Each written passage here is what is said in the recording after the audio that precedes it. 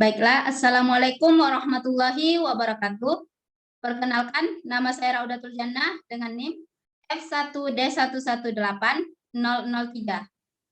Dalam kesempatan kali ini, saya akan menjelaskan laporan magang saya yang berjudul Aktivitas Pertambangan dan Keserasian Alat Gali Muat dan Alat Angkut pada area PNBP 4 dan 7 untuk mencapai target kualitas SiO2 8% di PT Semen Padang. Adapun dosen pembimbing saya yaitu Bapak Aditya Deni Prabawa SMT dan dosen penguji yang pertama itu Ibu Dr. Leni Marlinda SMT dan yang kedua itu Pak Jarod Wiratama SMT. Yang pertama saya akan menjelaskan tentang latar belakang. Menurut Undang-Undang Nomor 3 Tahun 2020 tentang Pertambangan Mineral dan Batu Bara, yaitu pertambangan adalah sebagian atau seluruh tahapan dalam suatu rangkaian penelitian, pengelolaan dan pengusahaan mineral atau batu bara yang meliputi penyelidikan umum, eksplorasi, studi kelayakan, konstruksi, penambangan, pengolahan ataupun pemurnian, pengembangan dan pemanfaatan, pengangkutan dan penjualan, serta kegiatan pasca tambang. PT Semen Padang itu sendiri melakukan penambangan batu gamping dengan sistem tambang terbuka, yaitu metode quarry, di mana menggunakan set LTP quarry. PT Semen Padang memiliki 4 IUP OP, yaitu IUP OP 329 atau biasa kita sebut dengan Bukit Ajarang, IUP OP 206 Bukit Karangputih, IUP OP 88 atau Bukit Padayo, dan IUP OP 107 atau Bukit Ngelau. Adapun pada proses pengambilan data berada di kawasan IUP OP 329 atau biasa kita sebut dengan Bukit Ajarang. Lebih tepatnya itu di daerah PNBP 4 dan 7.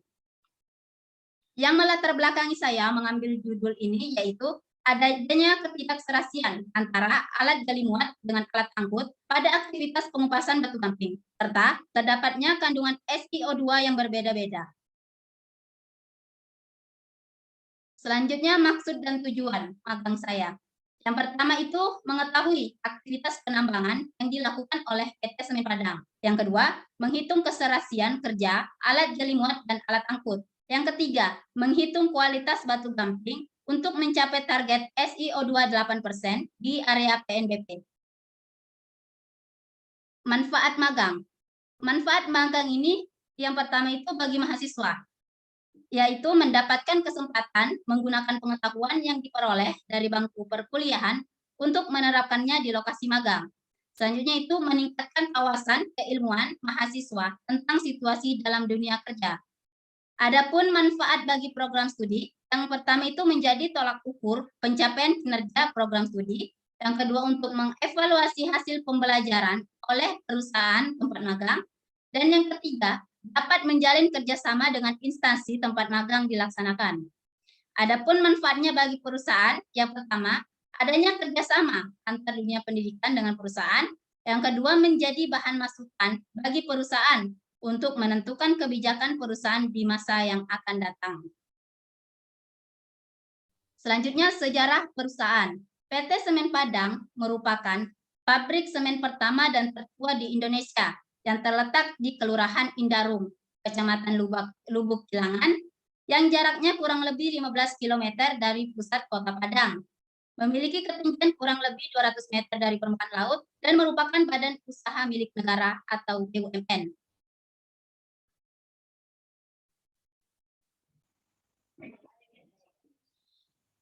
Semen Padang itu sendiri berdiri pada tanggal 18 Maret 1910 dengan nama NV Netherlands Portland Cement Maatschappij atau NVN PCM. Sejak tanggal 7 Januari 2013, PT Semen Padang Gresik Persero Tbk berubah nama menjadi PT Semen Indonesia sampai sekarang.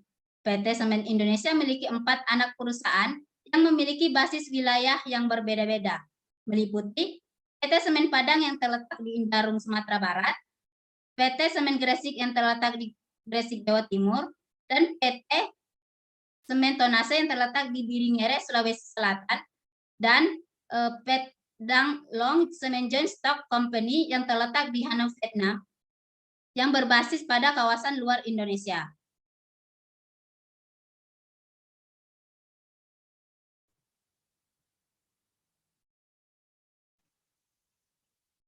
Selanjutnya, struktur organisasi perusahaan. Pada Departemen Tambang di PT Semen Padang, dipimpin oleh Kepala Departemen yang mengawasi 4 unit, yaitu Unit Operasi Tambang, Unit Produksi Bahan Baku, Unit Perencanaan dan Pengawasan Tambang, dan Unit WHRPG dan Utilitas. Adapun unit operasi tambang itu terdiri atas CI Drilling, Blasting, dan Mining Service, CI Loading Hauling, dan CI Pemeliharaan Alat Berat Tambang. Adapun unit produksi bahan baku itu terdiri atas CI Operasi Crusher dan Conveyor, CI Pemeliharaan Mesin Crusher, CI Pemeliharaan Mesin Conveyor, dan CI PLI Crusher dan Conveyor. Selanjutnya, unit perencanaan dan pengawasan tambang itu terdiri atas staf perencanaan dan evaluasi tambang dan staf HSE tambang dan reklamasi. Untuk unit WHRPG dan utilitas itu terdiri atas CI WHRPG dan CI utilitas. Selanjutnya kita memasuki lokasi dan kesampaian daerah. PT Semen Padang berada di Bukit Karangputih, Kelurahan Indarung, Kecamatan Lubuk Bilangan, Kota Padang, Sumatera Barat. Jarak dari kampus Universitas Jambi Mendalo ke Karangputih yaitu sejauh kurang lebih 499 km dengan waktu tempuh kurang lebih 12 jam. Adapun lokasi penelitiannya berada di kawasan IUP 329 yaitu atau kita sebut dengan Bukit Karangputih, lebih tepatnya di area PNBP 4 dan 7. Di gambar samping dapat kita lihat peta lokasi kesampaian daerahnya. Selanjutnya kita memasuki ke geologi regional. Fisiografi Sumatera ada 4 bagian, yaitu pegunungan barisan, zona sesar semangko, pegunungan 30 kota, serta dataran rendah bergelombang. Daerah penelitian termasuk ke dalam zona pegunungan barisan.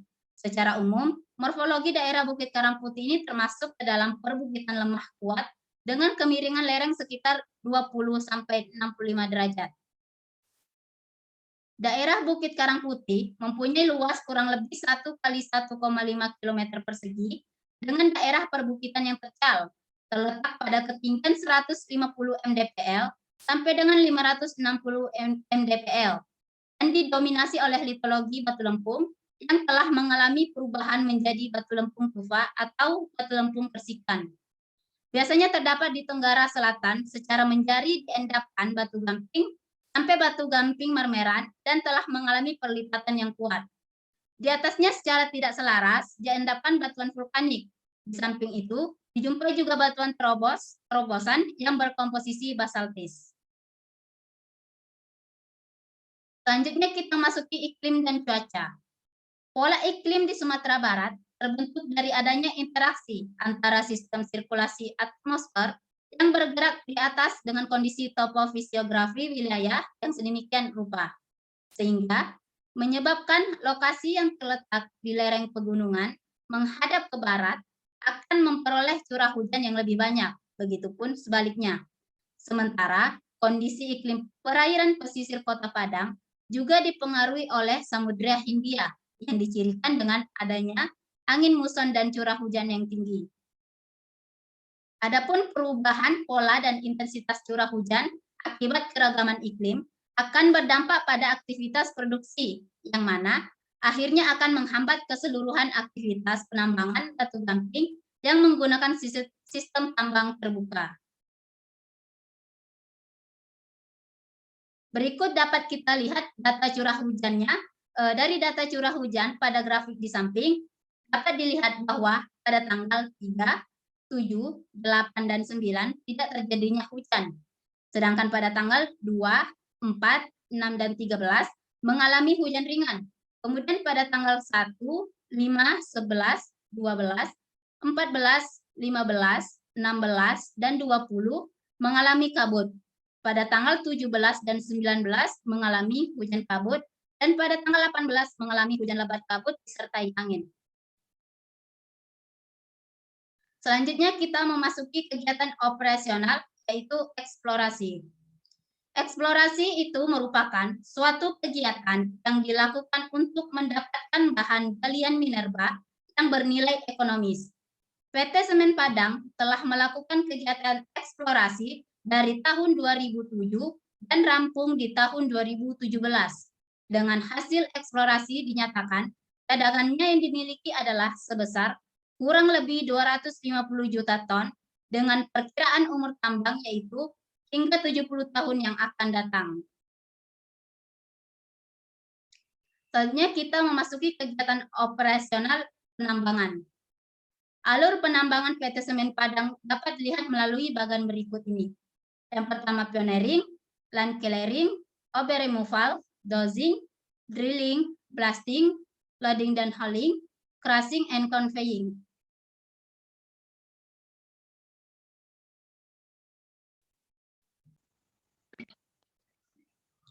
Adapun beberapa kegiatan yang dilakukan pada tahapan penambangan adalah sebagai berikut. Yang pertama itu ada perintisan atau pioneering. Perintisan adalah pembuatan jalan masuk untuk pembukaan daerah penambangan baru atau front baru sampai bisa menempatkan peralatan mekanis. Yang kedua itu ada pembersihan lahan atau land clearing. Setelah dilakukannya perintisan atau pioneering, maka akan dilakukan pembersihan lahan atau land clearing. Pembersihan lahan ini biasanya meliputi aktivitas penebangan pohon dan vegetasi lainnya. Selanjutnya itu ada pengupasan tanah penutup atau OB removal. Pengupasan merupakan tahap untuk mengupas lapisan penutup atau overburden pada batu kapur dengan ekskavator sebagai alat gali dan muat, lalu dump truck sebagai alat angkut. Pengupasan tanah penutup bertujuan untuk mengupas lapisan tanah yang menutupi lapisan limestone. Kegiatan ini dilakukan menggunakan ekskavator dan dump truck.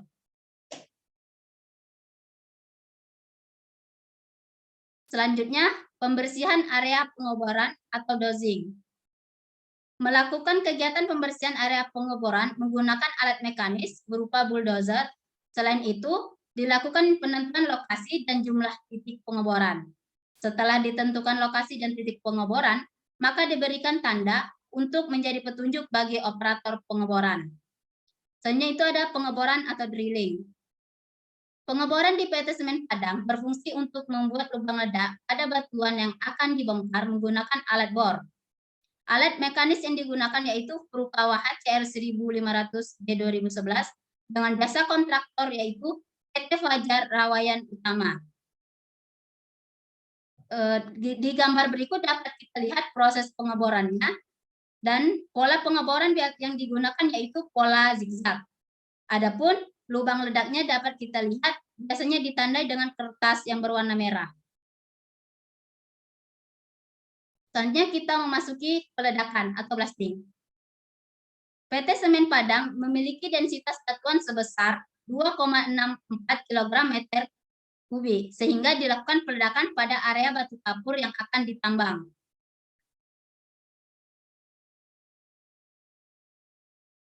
Kegiatan peledakannya itu dimulai dari mengisi bahan peledak ke dalam lubang bor, yang selanjutnya setiap lubang dirangkai dengan pola tertentu untuk diledakkan.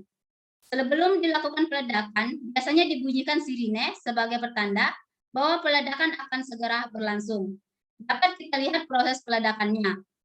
Pada gambar di samping dapat kita lihat juga proses pengecilan ukuran batuan, yaitu yang dikarenakan pada proses peledakan biasanya terdapat polder, sehingga kita harus menggunakan alat untuk mengecilkan batuannya. Yang biasa kita gunakan ialah rock breaker.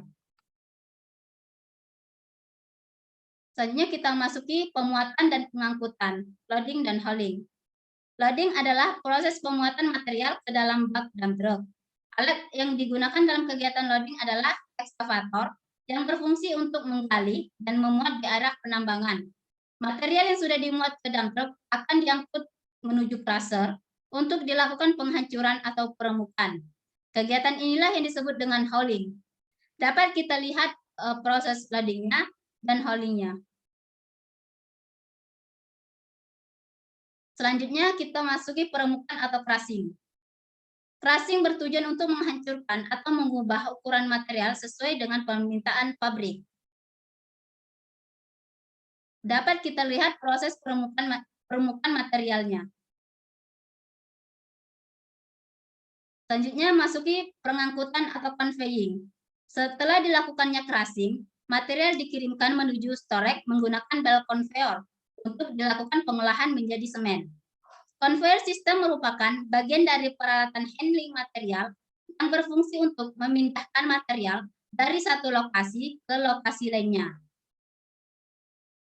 Dapat kita lihat proses conveying-nya pada gambar di bawah ini.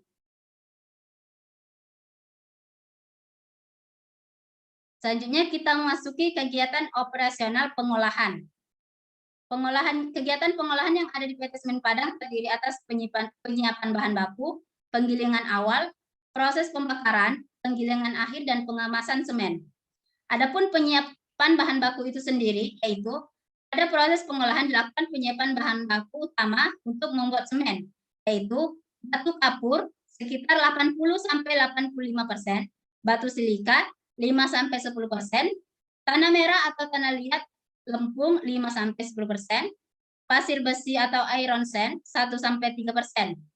Batu kapur yang punya banyak variasi perbedaan kandungan kimia harus dilakukan mixing untuk mendapatkan kualitas yang sesuai target dan juga memaksimalkan penggunaan cadangan batu kapur. Selanjutnya itu yang penggilingan awal. Pada proses penggilingan bahan mentah dicampur di dalam suatu alat yang dinamakan raw mill. Selanjutnya proses pembakaran. Proses setelah mengalami homogenisasi material akan dibawa masuk ke rotary kiln untuk dilakukan pembakaran. Selanjutnya itu masuki penggilingan akhir. Setelah menjadi klinker, dilakukan penggilingan akhir dan ditambahkan dengan limestone murni, gypsum sebagai berkat, dan zat aditif lainnya. Selanjutnya pengemasan semen. Di industri semen, operasi pengemasan atau packing, semen juga merupakan kegiatan yang sangat penting karena menunjang bagian akhir dari proses produksi. Pengemasan dibagi menjadi dua, yaitu pengemasan menggunakan karung semen dan dalam bentuk curah. Selanjutnya kita memasuki pembahasan keserasian alat gali muat dan alat angkut pada area PNBP 4 dan 7 untuk mencapai target kualitas SiO2 8% di PT Semen Padang. Pengambilan topik ini dengan mengambil data cycle time dari alat gali muat ekskavator Hitachi EX 2506 dan dump truck Komatsu HD 7857 sebanyak 30 data, masing-masing dari alat gali muat dan alat angkut. Namun dalam data ini saya mengambil 15 data dari PNBP 4 dan 15 data dari PNBP 7. Untuk mengetahui keserasian dari masing-masing alat muat dan alat angkut dan mengetahui kualitas SiO2 tercapai atau tidak. Maka dengan itu saya menggunakan data sekunder dari perusahaan untuk menghitung target SiO2 agar mencapai 8%. Adapun keserasian kerja alat mekanis dipengaruhi oleh beberapa faktor seperti data waktu edar alat mekanis atau cycle time, jumlah dari masing-masing alat yang bekerja, dan banyak siklus pengisian oleh alat gali muat untuk mengisi alat angkut hingga penuh. Selanjutnya kita masuki waktu edar cycle time, alat gali muat ekskavator Hitachi EX 2506. Waktu edar adalah waktu yang diperlukan suatu alat berat untuk menyelesaikan suatu proses gerakan, mulai dari gerakan awal hingga akhir, dan kembali ke awal. Adapun waktu siklus ekskavator itu terdiri atas 4 komponen waktu, yaitu waktu muat bakat atau menggali material disebut dengan digging time, waktu putar bermuatan disebut swing isi, waktu membuang muatan dumping time atau loading, waktu putar kosong atau kembali swing empty. Berdasarkan pengamatan saya di lapangan, jumlah pengisian baket alat gali muat untuk mengisi vessel, alat angkut hingga penuh rata-rata sebanyak 6 kali pengisian. Dapat kita lihat rata-rata cycle time ekskavator Hitachi EX 2506 pada area PNBP, yaitu diggingnya 12,43 detik, swing isinya 6,45 detik, loadingnya 6,33 detik, swing kosong 5,44 detik, sehingga kita dapatkanlah cycle time-nya 30,65 detik. Adapun pada PNBP 7, diggingnya 14,5 detik, swing isinya 6,12 detik, loadingnya 6,41 detik, swing kosongnya 5,73 detik. Adapun dapat kita dapatkan cycle time-nya 32,75 detik. Selanjutnya, waktu edar cycle time alat angkut dump truck Komatsu HD 7857. Waktu yang digunakan dump truck untuk menyelesaikan siklus pengangkutan dari alat gali muat kemudian memuat lagi. Adapun komponen waktu edar ini yaitu yang pertama itu waktu memposisikan vessel mengarah ke ekskavator atau biasa disebut dengan manuver loading. Yang kedua, waktu memuat muatan atau loading time. Yang ketiga, waktu bermuatan berjalan ke lokasi crusher atau hauling time. Yang keempat, waktu memposisikan tepat ke arah crusher atau manuver dumping. Yang kelima, waktu membuang material yang berada di vessel atau dumping. Yang keenam, waktu yang dibutuhkan alat angkut yang tidak bermuatan berjalan menuju lokasi loading pada ekskavator untuk dilakukan pengisian kembali atau hauling empty, hauling kosong. Yang ketujuh, waktu tunggu antara suatu dump truck terhadap dump truck lain yang juga akan melakukan pengisian pada ekskavator atau yang biasa kita sebut dengan delay. Adapun rata-rata cycle time dump truck Komatsu HD 7857 pada area PNBP 4 dapat kita ketahui cycle time-nya itu rata-rata 1005,69 detik dan pada daerah PNBP 7 dapat kita ketahui rata-rata cycle time-nya itu 1205,88 detik.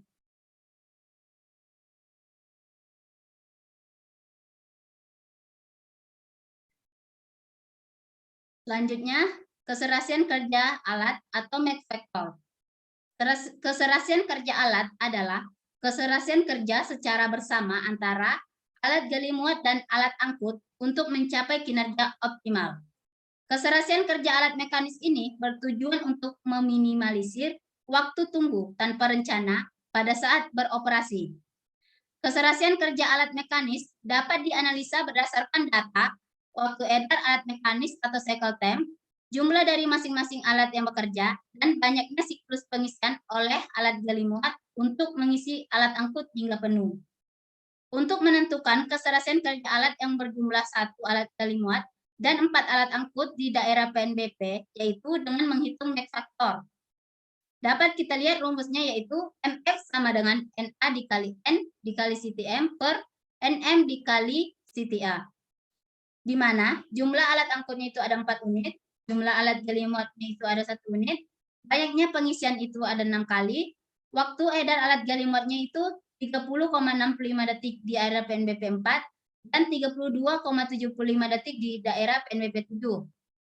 Ada waktu edar alat angkutnya atau CTA 1005,69 detik di daerah PNBP 4 dan 1205,88 detik di daerah PNBP 7.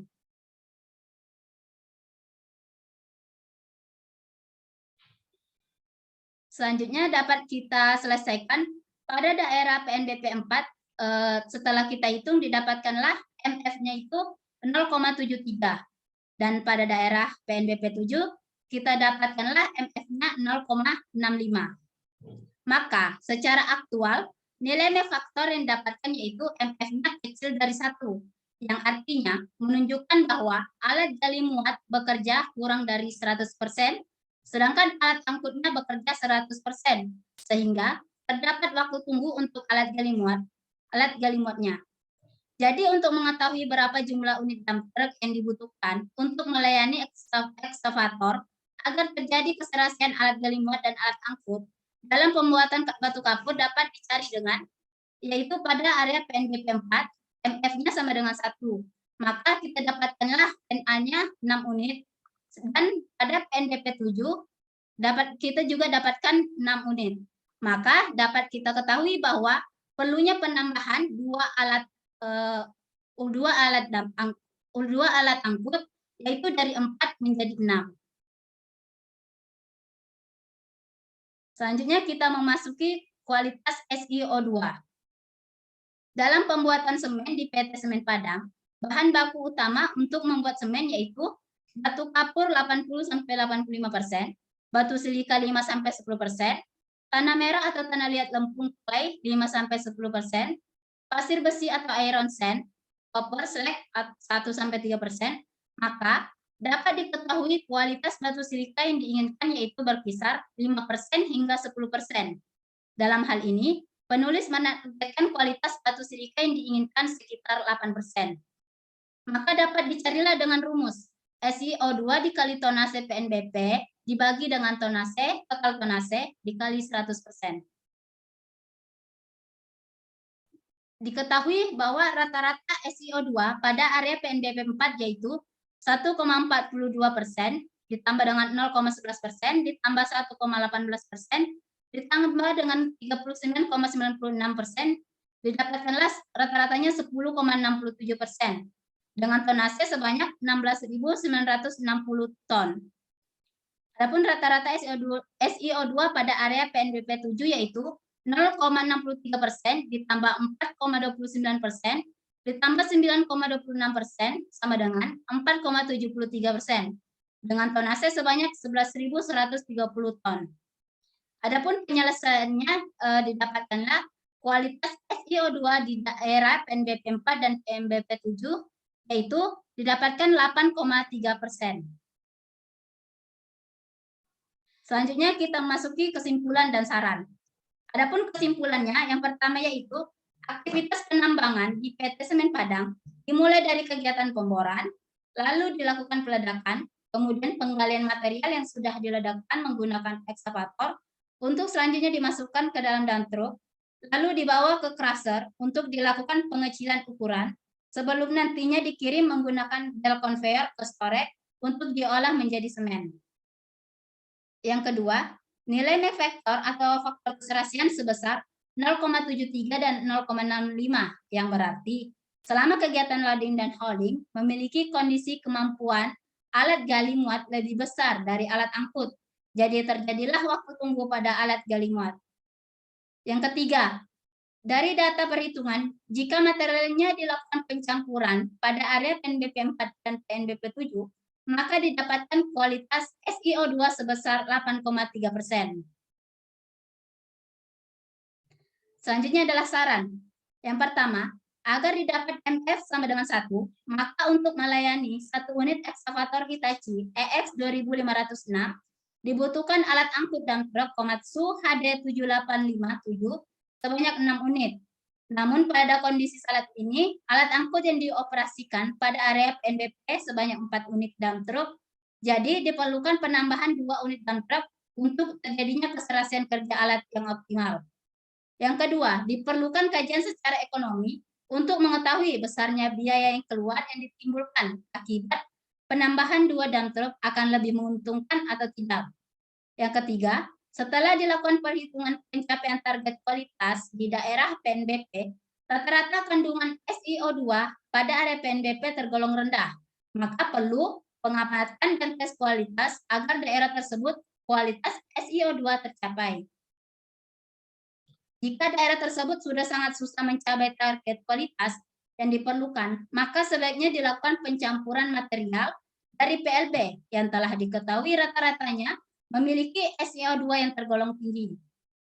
Yang keempat, diperlukan kajian lebih lanjut untuk mengetahui kualitas SiO2 agar tercapai sesuai target dalam pembuatan semen, karena penulis hanya mengolah data kualitas di area tambang, bukan di area storage pabrik. Terima kasih. Baiklah, mungkin hanya ini yang dapat saya sampaikan.